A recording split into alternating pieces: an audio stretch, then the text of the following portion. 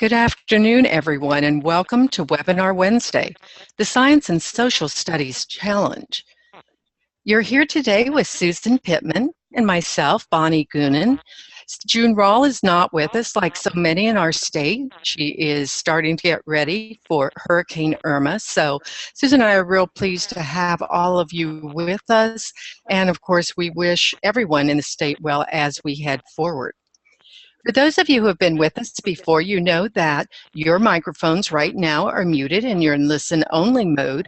However, if you have any questions, please throughout the webinar, type them into the Q&A option. Susan and I will be monitoring those, so as you have questions, we'll definitely answer. And there may be a few times throughout this webinar that, we may ask you a few questions that we want you to answer. So let's get going. Today, what we're going to be doing is spending just a little time exploring high impact indicators and focusing themes for both social studies and science. Sometimes we kind of forget the importance of social studies and science on that GED test, but those skills sometimes do cause our students some difficulty. We're also going to investigate some of those big areas of instruction and a strategy or two for the classroom that you can take back. And of course, as always, we'll share a lot of resources and ideas, and we're going to talk about those next steps because we have some exciting things planned in our state for those next steps of strategies and activities for the social studies and science classroom.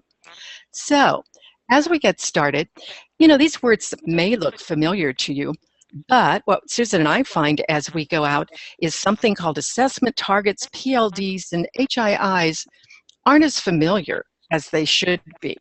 So Susan, let's take just a quick look at performance levels for that GED test. What can you tell us? Well, as everybody knows, we do have those 4 different performance levels. And so, let's keep in mind that we have some students who are still below that passing, and we want to make sure we can get them above that. Again, we've got the pass or the high school equivalency from 145 to 164, and that's our goal, is getting those students in there. But Bonnie, we really do have a lot of students who have their plans beyond getting this high school equivalency or high school diploma. They really are looking at that next step. And so we have those next 2 levels, the GED College Ready, 165 to 174. And we do begin to see some of the colleges out there that are looking at that as a real possibility, so that a student going in wouldn't necessarily have to go through, Bonnie, all those other tests that you take. And that would be a really great thing, because what the research is showing us is that our students can perform in that level, and when they go on to college, they're actually doing quite well. And then there's one more level, and we're finally beginning to see in a few isolated places around the country this thing called GED College Ready Plus credit. And for that student who has those higher aspirations, that's 175 up to 200, that's really looking at a student being able to go in and actually earn credit based on their performance on the test. So, we always want our students to perform at the highest levels possible. And so we have some options here that are available for us as we're kind of moving on through. But if we're going to do that, Bonnie, we really have to make sure that our students are hitting those different performance levels, and that we understand what they are and what it means in the classroom itself. So, and Susan, you're so right. Okay, just before we go on, though, because I know there are going to be folks out in our audience who say, where do I find the colleges that will give my students beginning college level courses, and where do I find the colleges where my students will not have to take the admission test? And I'm here to tell you that we're not there yet. No, we're not there yet in Florida, but what we are is working with the college. Yeah, they are working with colleges now to look especially at that GED College Ready level. Now, it takes a little longer, and there is in the state of Virginia, I believe at this point, and a few other colleges scattered around. They are already looking at the College Ready Plus credit. Florida's not there yet, but they are in that process of looking at them. So that's something that we really need to keep in mind, because Bonnie, think about it. Maybe a student takes this test here in the state of Florida, but maybe they're going to be going to school somewhere else. And there may be some options open to them in other places. So it's always important for us to keep in mind that these things are there. And if you really want to know more about the College Ready and the College Ready Plus credit, there's some great information that's available on the GED Testing Service website. Okay, as you said, Susan, but to get our students there, as instructors, as program managers, we need to know what this test is about. And there are a lot of great resources. First, let's talk about the Florida Curriculum Framework, which that framework, which we all go by in Florida, was built upon the Assessment Guide for Educators. The assessment targets that GED Testing Service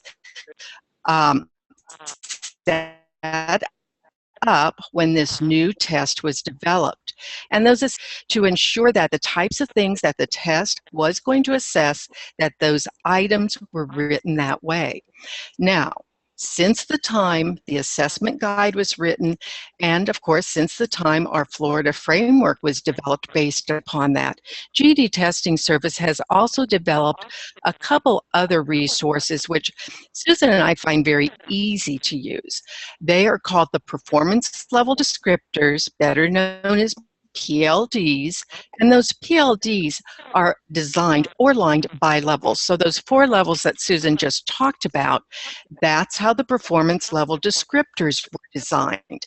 And they're much friendlier. They're more written in teacher language or instructional objectives. And then the other thing that hopefully everyone's familiar with are the HighImpact Indicators. And those were basically GED Testing Service did a lot of research on some of those areas that students were missing, but that we know with a little bit of instruction that they can go a little bit further. And we'll talk more about those in just a moment. But first of all, performance level descriptors, those 4 levels of PLDs. And they are great because they give us the detail that we need so that our students know what they need to demonstrate to pass the test. And there's 2 formats. There's one that they call the official version, and that's written more in educator ease. And then the test taker version, again, a little friendlier language, and language that you're going to see when students go out to review how they did on the test. And Susan, I believe they're going to even make that language a little more test taker friendly in the very near future. Am I correct? Yes, you are. In fact, what they've heard from people is, there's a little confusion here when our test takers get in and they're looking at results and they're trying to figure out, okay, on the GED Ready, maybe I was having a little bit of a problem here. Well, exactly what do I need to work on? And so they are making it much more user-friendly. And Bonnie, I think it's not just going to be user-friendly for test takers, but also for teachers. It really is going to lay out things a little bit more easily. And so they are in that process now. And I don't have an official date in terms of when they will release that, but it's good to know that, you know, they do listen to what the field has to say. And, you know, when there are things that need to be addressed, then they're making those changes. So, Bonnie, let's talk a little bit about, okay, we have these things called PLDs. So let's talk a little bit about how we could actually use them.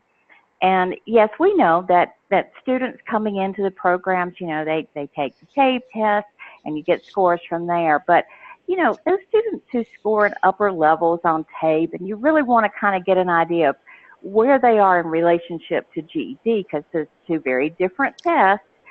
So one of the things that I would kind of keep in mind is that you could use those PLDs kind of to assess the student's current skill level. So they could actually look at some things and see, oh, I need to cover very specific things. The other thing, maybe it's time for that student to take GED Ready. So what about the possibility of using those PLDs to say, okay, my student can do all of these different things. Let's get that GED ready, because if they're going to hit the right score there, we want to get them to test as quickly as possible. But we can also do some other things. And I think from my standpoint, this is something that I really like, is that, you know, really shape those learning activities for students based on what the PLDs say, as well as those high impact indicators. I can use both of those to work with that. And last but not least, it's certainly about having a perspective for those lesson plans where you can take a look at them and say, you know, I really need to be addressing more to this particular area. So those are things that we can do, working with those PLDs. But, you know, Bonnie, it all starts with, I got to get the PLDs first and really take a look at those. But, you know, high impact indicators, back in the old days, Bonnie, we had those things called most missed questions. And they were good. I mean, because they told us, you know, well, a student was having problems here or there. But I really like the high impact indicators much better than I did the other ones, because what these do are, these are skills that really look, they're widely applicable. So I could use them across different areas. They're things that sometimes our materials, or maybe even in class, we just don't cover quite as well as we probably should. So it gives us some ideas that, you know what, if I add in these pieces, then it may help me in terms of making sure my students are meeting those different performance levels. They really are something that we can put into instruction, very straightforward instruction. If you want to do like some small group activities, great way to start. And last but not least, this is important from a standpoint of all of us. We didn't want something that somebody just thought, oh, this is something where there's a problem. This is soundly based on research and really taking a hard look at student performance on the test, the operational test, to see where some of those problem areas really occurred. So I think, you know, we have a lot of opportunities within those specific things. Now, I made a comment a minute ago about the fact that before you can, you know, take all this, you need to pull those down. So where can you find them? Well, the PLDs and the high impact indicators, those are both located on the GED Testing Service website. You can go in and go under the educators column and look at all those teaching resources that are there, and you'll find the PLDs and the high impact indicators. Or if you're like me and you kind of shortcut it, I just go into the Google search engine on the GED Testing Service website and it takes me straight to it. But both of those things, it's well worth the time to sit down and really take a look at these to understand, you know, what's going on. And there's another thing that's important here with this too. If you take a look at that little graphic Bonnie has up at the top for with the PLDs, you'll notice that those assessment targets, the performance level descriptors, those things are also available in Spanish. So it's not just the English version, but the Spanish version as well.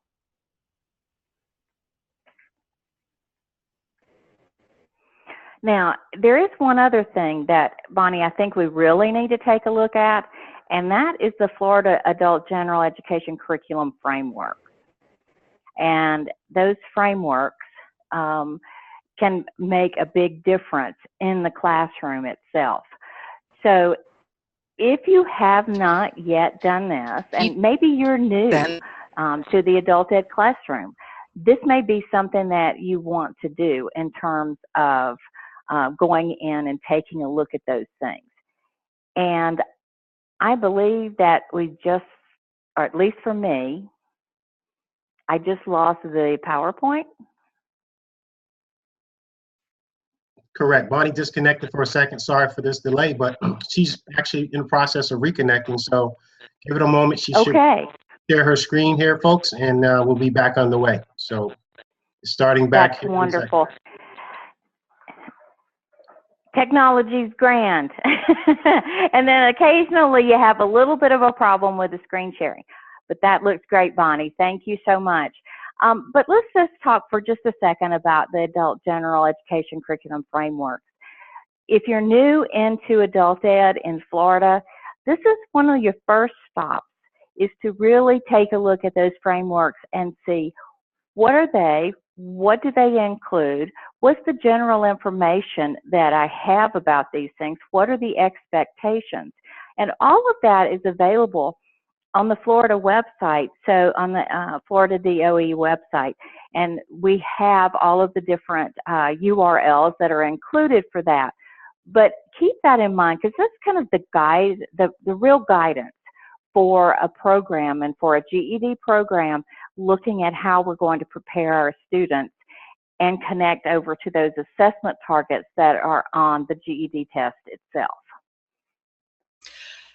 Okay, we are getting weather here, so I'm going to ask that Susan go ahead and click in as well in case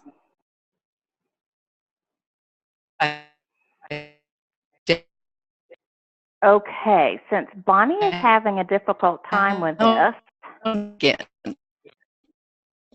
then do you want me to go ahead, Bonnie, to take the... While I'm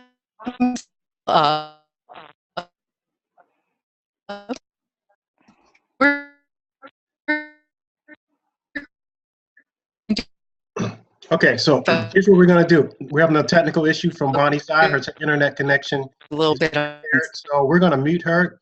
Susan, you'll continue to present, and then unless you want to present the PowerPoint from your end, Bonnie can present it and you can narrate.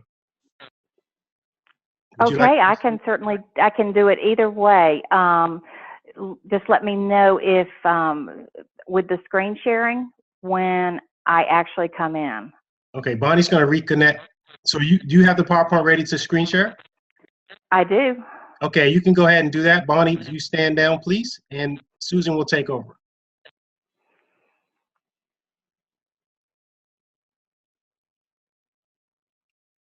Okay. And Joseph, I don't believe it's, are we coming up now? Yes, in full screen mode. Yes, it is. Okay, thank you so much, Joseph. I appreciate that. And I appreciate all of you out there who are watching this, and we'll go through. I need to get us back over to the correct slide here. I will do that in just a second. If you'll forgive us for our problems that we have right now, our technical difficulties.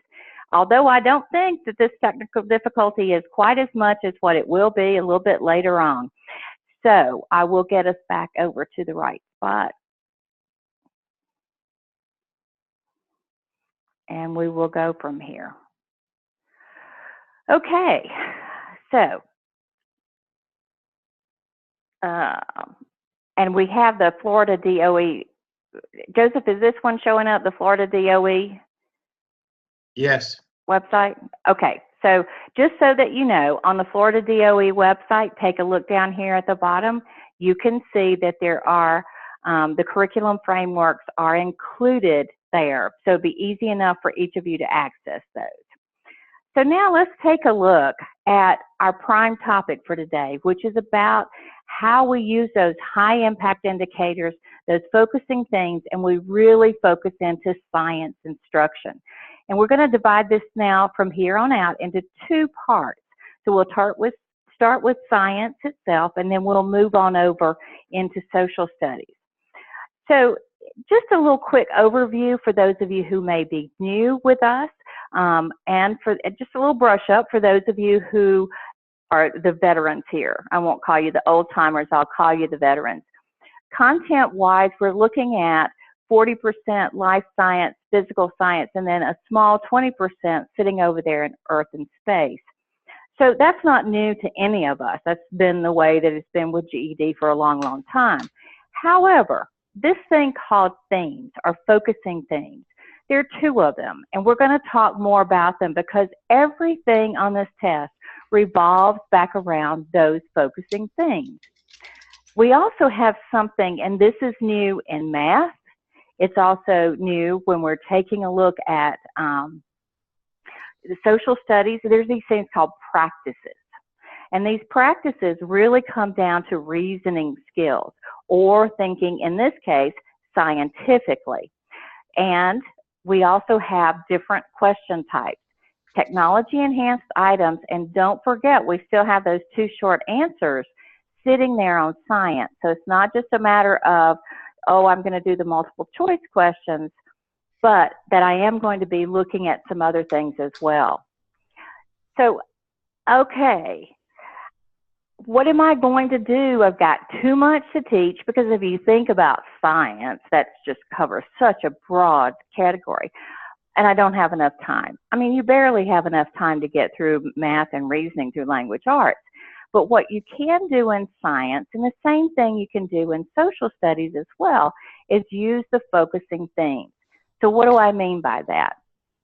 If you take a look at the chart that we have up at this point, science content topics, what you see is that we have 2 things, human health and living systems, and then we have energy and related systems. Now, all the questions, whether those questions are in life science, physical science, or earth and space, they will fall back under those 2 themes. So if it can't fit there, then you're going to have a problem as you go through.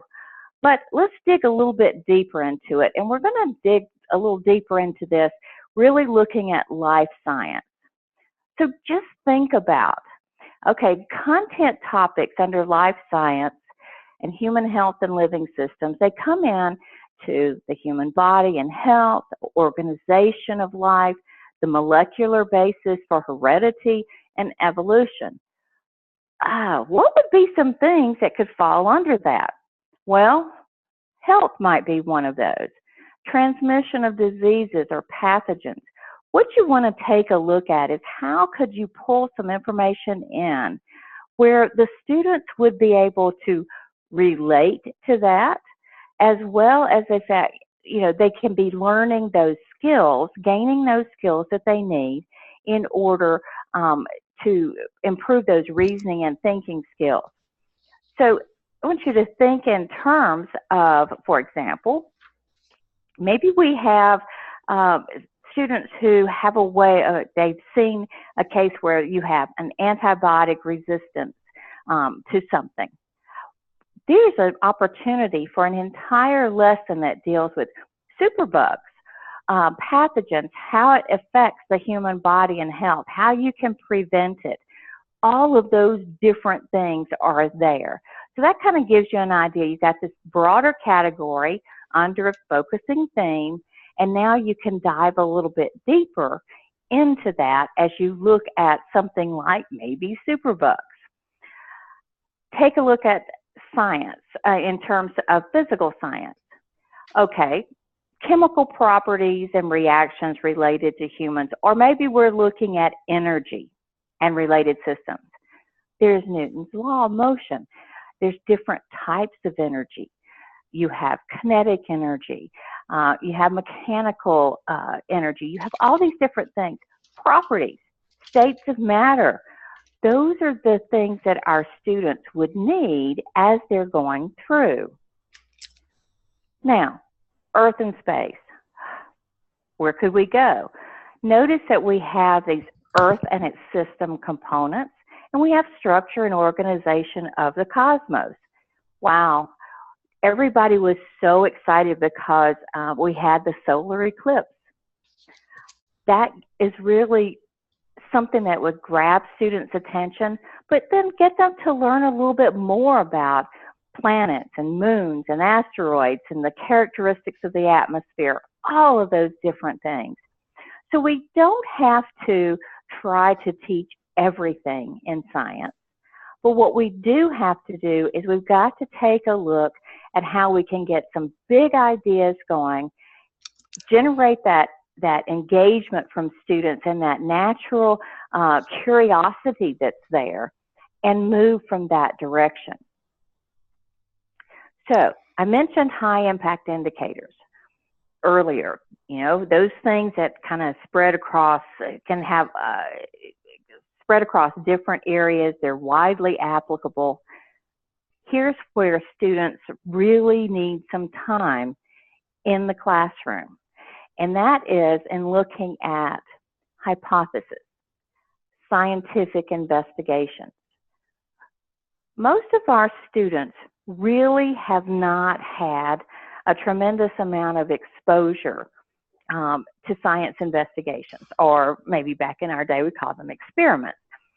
They haven't had that opportunity to gain those skills that students need if they're going to be successful in those areas. So here's where within our tests, they're assessing these things. Let's see if we can't work with them. And so if you can begin to put some of those things into play, so much the better. Now, as the new workshops will be coming up in Florida, these are some of the things that they will be looking at as to how they can go through and actually you can begin to implement some scientific investigations in the classroom and help students understand that the scientific process. What is it? What do I have to do? What are the expectations as I move through? Okay, Susan. I think you I am back. Actually are back. You're back. Yes, I have been listening quietly to you well. Well, good. Okay, so maybe the storm will let you go from here. But let's talk just one more minute, if I could, about the fact that really science is a way of thinking. And I want you to make sure that as you're out there, that's something that you keep in mind. It's not just about the first law of motion, or it's not about some very specific comments. It's about looking at how you think at things and how you reason, because you can use those skills as you move on into some other areas. So Bonnie, talk to us a little bit about incorporating more inquiry into things in the science classroom. It sounds good. As Susan and I have been working with GED testing service, you have to look at the big ideas of science. As Susan indicated, there's no way that we can teach everything. And so as we go forward in looking at how we build a science curriculum, what are some of the things we can do? First of all, to incorporate inquiry-based thematic lessons using focusing themes. Boy, that's a mouthful. More about that in a moment, but don't let all of that terminology scare you, because there again, it really is talking about big ideas so that what we're doing in the classroom is teaching thinking skills. And the same way with the next one, we do have to build students' scientific reasoning skills or thinking skills. If we do not, then they're going to have a lot of difficulty, not only on the test, but when they're looking at science things in the real world. We know that there are a lot of graphics and statistics on the science context, but sometimes we don't know what that means because it is more than just reading a bar graph. We also know that science texts read differently. And so when we're reading or teaching students to read or write about those science texts, we need to use some different types of strategies. So let's go ahead and take each one of these and give you some just general ideas about it. As you're looking at developing science lessons, or as you're looking at science lessons that someone else has developed, make sure that students are able to investigate items, that they can do these following skills, that they can create and discuss, that they can reflect upon what they've learned, and that they have a chance to ask questions about what they are learning and, of course, why they're learning. We know we can't teach 4 years of science, so what are those big ideas of the focusing themes? Why did GED Testing Service even give us themes? And the other thing is to connect those different areas, because we are looking how there's a connection between earth and space science and life science and physical science. They should all go together. So you may say, all right, how do I do that? What does that look like? To get started, check out the lesson plans in Florida Update because many of those lesson plans do connect. If you look at the one on antibiotic resistance, you'll see that it teaches big ideas of antibiotic resistance. You'll also see the types of skills or assessment targets that it covers, but you'll also notice that it integrates reading and writing. It does lots of things. Now, you may say, well, I need more. Hold on, you'll get more in just a bit. But the other thing we need to look at is what kinds of questions are on the GED test and do they look familiar? We've pulled up just a few from the item sampler and from what we have been able to use from GEDTS. And when you look at it, it talks about what statement represents the most appropriate revision of a hypothesis. What are the independent and dependent variables? Again, a short answer where you have to set up a scientific experiment. And again, a answer, a multiple choice, where students have to select which hypothesis would be better. So how do we get those kinds of questions answered? Well, the important thing is that we teach experimental design through real-world application and reporting, that our students are able to do each of these steps of the scientific method, not only in a science experiment, but when they read science text, and of course in real-world situations where they do observe and question and research and hypothesize and all of these wonderful things. I think we're doing a lot of that right now with our weather, Susan. But I think so, and I think we drew a conclusion as well. Yes, that Bonnie is having weather here. But again, if you want to just take a beginning look at where do I find some beginning materials, don't forget that Florida IPDA has some of those already developed. There are lesson plans for you to use. And one is on formulating a hypothesis, and one is on scientific inquiry. And if you want to take a quick look at those, you'll see that, these are indeed things I can do. As Susan referenced earlier, if you want to go a little deeper, we'll have some workshops in the very near future.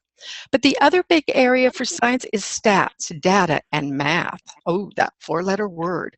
And remember that in scientific investigation, they have to assess what type of data and what are the conclusions. So that's the kind of thing that they'll do here. You'll also notice that there are charts, tables, and graphs. If they know these for science, they're going to do better on them in social studies and math as well. The other thing is we need to spend more time on interpreting graphics.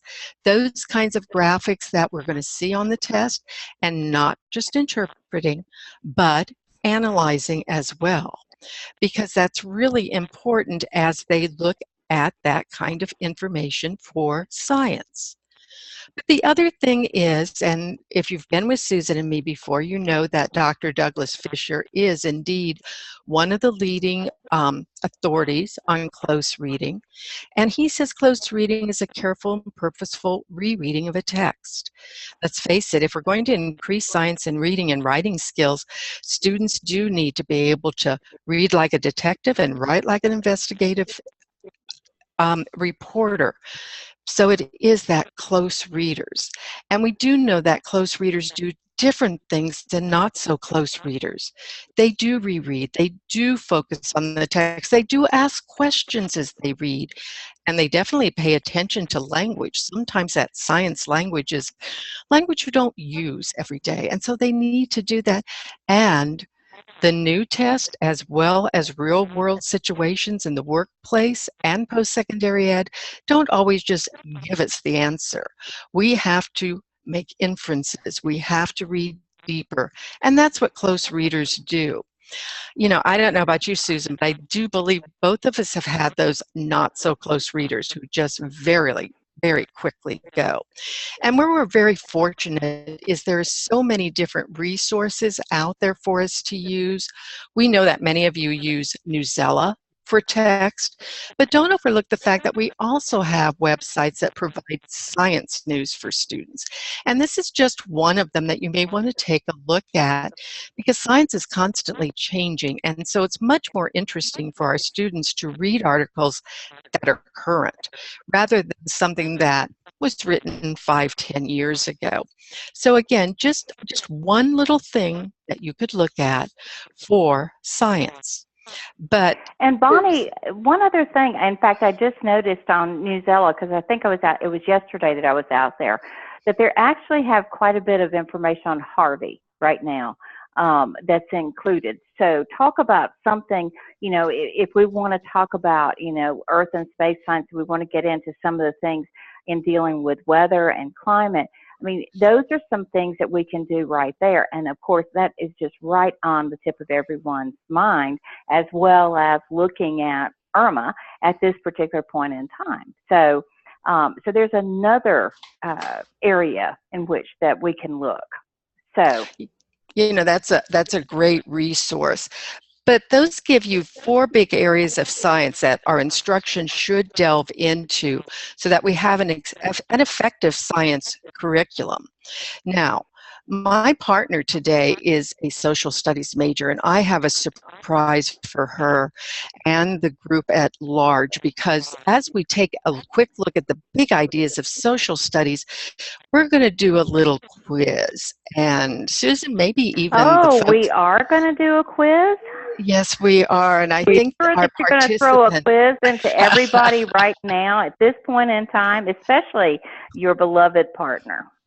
Definitely, because again, I know how brilliant you are about some of the social studies things, but I will warn everyone, these are not GED test questions, but it's kind of interesting to know a little bit. So if you will click over for us to social studies, because yes, we're going to talk about the HII focusing themes, but okay, ready?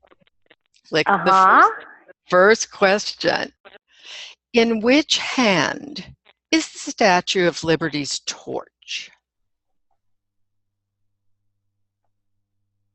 I wonder if anybody out there knows the answer. If you know the answer to that, just go ahead and type it in for us. Type it into, you're going to have them put it in the chat? Oops, oh, they actually are typing it already into the Q&As, which is just fine. And we have some doing it into the chat. We don't care. I'm going to check both of them. All right. You know what? If I can do a quick stat, I would say about 60% said the right and about 40% said the left. Okay, you're going to be our deal breaker, Susan? Well, I would say that it's in the right hand. You know what? And you are so correct. Okay, next one. And again, you can type it into either the chat or into the Q&A.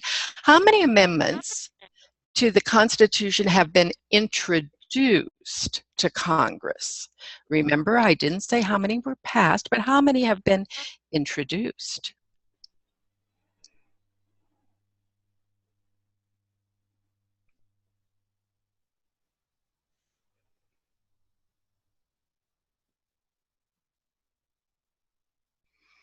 I would say anybody have that some?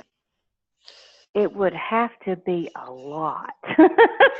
Well, we have all of them. We have, oh gosh, we have all kinds of answers here. 27. Well, 12. And 27 is a really nice number because there are 27 amendments to the Constitution. But I like Casey says 12,000. I don't know where that came from, but you know what, Susan? That's a really close answer. Actually, it is, because there's been just a little less than that, but we don't always think about how many times amendments are offered.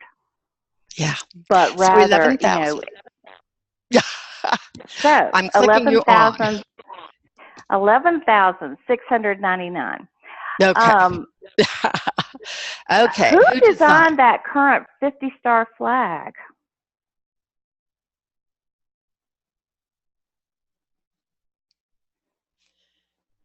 Anybody know that story?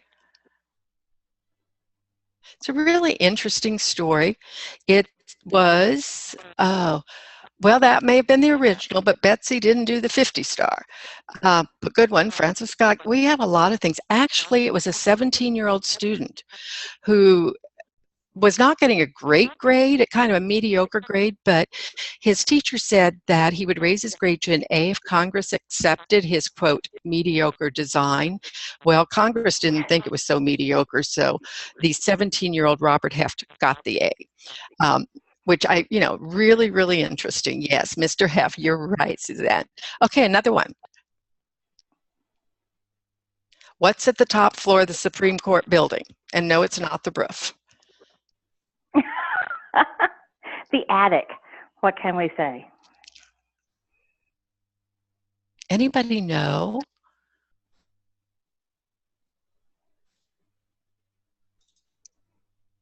They're thinking. Do you know, Susan? Actually, I don't. You know, I had to look this one up a couple places because I could not believe it. And it's been there for some time. There's a basketball court up there. And yes, it came before President Obama. So they've been using it for some time, which I thought was a very interesting thing. Okay. It would be interesting to watch that game. I know. I was thinking the same. In robes. Okay. How many of the 205 original colonists settling at Jamestown in 1607 were women?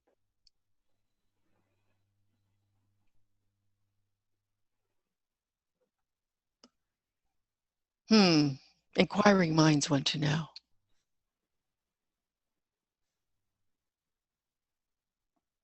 How many, Susan? I don't know, Bonnie. So you want to share that with us? Yeah, none of them were women. They were all men. Okay, I think we got one more, and then we're going to click into what's the national flower of the United States? You know, we have I do know that everything. one. Yes, we do. We do have everything. Yeah. So what do you think, guys? What's our national flower? It's the rose, isn't it? Yes, yes. And Julia, you got it correct. It is the rose. Okay, fantastic. You have some of these little things in your book. So let's click on and talk a little bit about social studies and where we need to head in the big ideas. And just as we did before, we talked about there's some themes. We said they're focusing themes in social studies as well. And so, yes, we do have those. One important part that I want you to pay attention to here, because it does make a difference on for students on the test. 50% of this content is civics and government.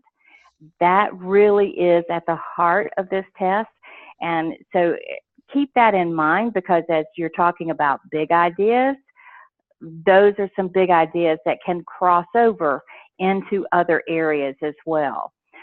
So when we take a look at those focusing themes, we have this, it all deals with the government itself, and we're looking at the development of modern liberties and democracy. So think in terms of all the different things that would be there. On the other side, we have one that is a little bit sometimes challenging for people to take a look at. It's called, and the name doesn't help, Dynamic Responses in Societal Systems. And that's really at how things change over time and how those changes are all connected. So we want to keep those two things in mind as we're looking through. Just like in science, social studies, we have those high impact indicators. And if you take a look at these, what you're going to see, Bonnie mentioned before about the need for close reading and having that understanding and critical thinking. These fall right into that, with the central ideas, being able to show connections among things, analyze cause and effect relationships. And also, you know, something that's difficult for students is being able to look at that the historical context and how that shaped what an author may have had to say, that author's point of view. So those are some things that we really need to keep in mind. But Bonnie, each one of those things requires that students really be able to read and understand what they're reading. So keep in mind that as we're looking at the big ideas, really it's very important that you look at primary as well as secondary sources. Primary sources being a little more challenging for students to read, but it's something that they will see on the test, and they need to work within that. If you can focus on this from a thematic approach where you take something as a big idea and from that you begin to build out, so much the better. Close reading strategies, we teach them and look at how we do it across the board. We're going to need it in RLA, we need it in social studies, science, and of course we need close reading in math as well. And Bonnie talked just a few minutes ago about some of the data, statistics, the graphics. We have even more that are in social studies, so we've got to get our students to have those visual literacy skills. Looking at the indicators here, there's some things where that historical context really makes a difference. So let's make sure that in the materials that you're using, or if you're developing lesson plans, that you really take a look at, is this something that's really being covered? That's what you want to focus in on. And we have some others here in looking at primary sources. Being able to do a number of different things with them, locating evidence, summarizing, being able to identify supporting details, all of those things become a little bit more challenging, Bonnie, when it's a primary source versus having something that is just writing about an event itself rather than that initial source. So if you really want to take a look at primary sources, looking for the answer in the Constitution, there's some wonderful lesson plan that you have on Florida IP Day. You can even start with a newspaper scavenger hunt. Bonnie and I have always loved scavenger hunts and being able to go through and help students identify things from the Constitution that appear in today's newspapers as well. But this is where the real importance comes in, and I think from a standpoint of working with our students, this is an excerpt from a Supreme Court decision. It is a primary source. The language is a little bit more complex, but notice in those questions, we have references to legislative powers, judicial powers, executive powers. All of those things mean that our students need an understanding of the foundation of U.S. civics and government. Now, there are some things that you can do in looking at different, using a primary source as kind of a starting point for what you're doing. One of the things that we did a little while back was building on a theme, starting out with the Day of Infamy speech from President Roosevelt. And from that, you can see in each of the 4 areas of social studies, there was something that you could tie in and tie back to that particular speech itself. So it's a great way to engage students as they're going through. But Bonnie, we have some concerns when it comes to reading primary sources. And tell us a little bit about what those concerns really are. Well, all we need to do is take a close look at something like this, We the People of the United States, in order to form a more perfect union. And by the time I'm done, this is just one sentence. It really is. When I look at this and I think of my students, I think, oh my goodness, the text complexity of this, the formality of it, The fact that if a question's asked, I'm going to have to infer because the answer may not be right there. It may not tell me what a more perfect union will be because vocabulary is there. Plus the fact many of our students don't have the background knowledge. And let's face it, between formality and text structure, things were written a little bit differently back 200 years ago or more. We've done a lot on close reading with webinars, with workshops, etc. And so if you're saying to yourself, how do I find out more? How do I teach my students how to read this very complex text? We're going to reference you back to a webinar that we did called Reading Like a Historian. It will not only give you a process of how to teach close reading, but it will also give you a process where students can learn more about just a couple of important primary text rather than trying to teach everything. Again, there have been so many things that have been developed. We wanted to make sure that you were aware that some of these things are out there to teach you how to better assist students in doing these kinds of things. So that is one example of something that, again, is already posted, and all you need to do is go out and download it. But you know what? Just like in social studies, there are also a lot of different lesson plans. As Susan said, we need to make sure that our students have visual literacy skills in social studies, not just science, not just math. And there are a couple different things in social studies, such as editorial cartoons. So if your students have difficulty with editorial cartoons, go ahead and download this particular lesson plan, because many of the editorial cartoons that we do see on the GED test are historic. They're not always modern day. So this will provide you with a lot of information. And also, if you have not gotten into some of the workshops or the e-learnings, don't forget about the graphics is another area that will give you lots of information on how to teach that specific area. So these were some big ideas for both social studies and science, and we're going to not only leave you with that, but go the next step in just a moment. We just want you to make sure that as you teach these two areas, you are teaching big ideas, and that close reading, whether it be in science or social studies, is extremely important. In science, students need hands-on demonstrations. They need to work with experiments. In social studies and in science, they need to all have these graphic literacy skills in all types of graphics. And they need to see how it connects in today's world with them. But like I said, this was just kind of a teaser, Susan, because we want to make sure that folks know about the framework, that they know about the HIIs and the PLDs, and they know those 4 big ideas.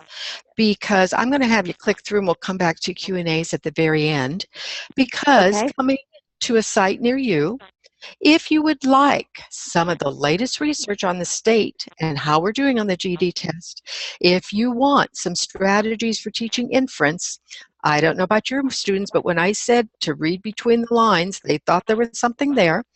If you want some actual hands-on science experiments and thematic lessons, both in science and social studies, and if you want some fun activities you can take back tomorrow for teaching stats and graphic literacy and lots of new online resources, then what we'd like you to do is very soon, what you're going to have coming soon to a location near you are some workshops, half-day workshops that deal with nothing but science and social studies. And if you'll click one more time for me, Susan, folks will see that it is going to be another Train the Trainer workshop, so that you're going to have materials that Susan and I presented this summer at the GED Testing Service Summer Conference to the group of trainers.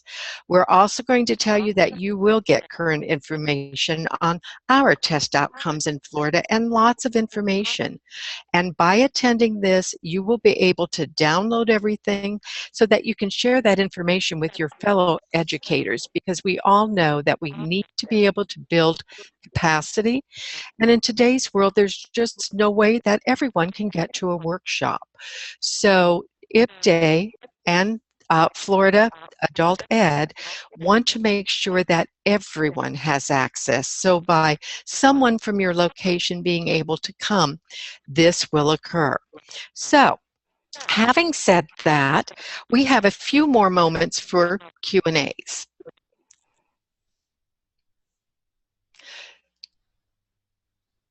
And one thing I will do, Bonnie, is I'm going to just pull up briefly. You do have a workbook, the resource materials that are included here. So make sure that you take some time to take a look at those. Again, you have a lot of information that's included there. And as Bonnie said, she has the answers in here to that one little activity that we did earlier. So keep that in mind and, go through, spend a little bit of time reading through some of the different things. She does have quite a bit here in terms of looking at different scenarios, some kind of activities that you can do in the classroom, as well as the kind of questions we ought to be asking our students. So there's your, and the answer is, and there's your answers. So do we have any questions, Bonnie? It does not appear that we have any questions right now. Just like last year when we focused more on RLA and math for the GED prep, this year we're going to be focusing more on social studies and science. And so we're going to be adding to the lesson plan database. Please know, as the field, if you have that favorite lesson plan that you would like to share, please let June Rawl know, because again, we want to make sure that we share information because we are by educators for educators as we go forward. But if you like those big ideas and want to go further, please plan on attending the Train the Trainer workshops that will be posted fairly soon as we start getting the locations. So having said that, any questions at all or comments?